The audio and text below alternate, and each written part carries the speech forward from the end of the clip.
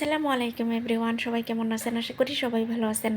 আজকে মাটির চুলায় দুর্দান্ত স্বাদের ঘাটি কচু দিয়ে কার্প মাছ রান্না করব।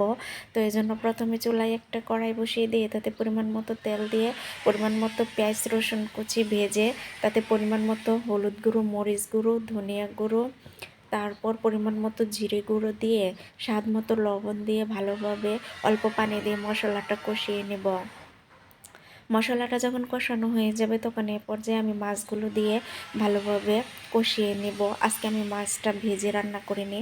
এই মাছটা ঘাটি কচুর সাথে এভাবে কষিয়ে রান্না করলে দারুণ স্বাদ হয়।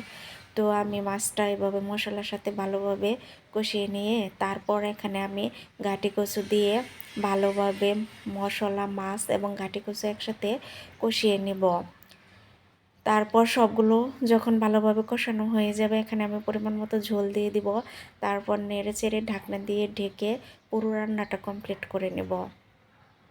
এই তো দেখেন, মাশাল্লাহ, রান্নার পর তরকারির কালারটা কত সুন্দর আসছে। এখন আমি একটা বাটিতে এটা ঢেলে নিয়েছি। এখন গরম গরম ভাতের সাথে পরিবেশনের পালা। আমার কাছে কিন্তু এই ঘাটি কচু দিয়ে কার্প মাছটা খেতে দারুণ লাগে। আপনাদের কাছে কেমন লাগে অবশ্যই কিন্তু জানাবেন।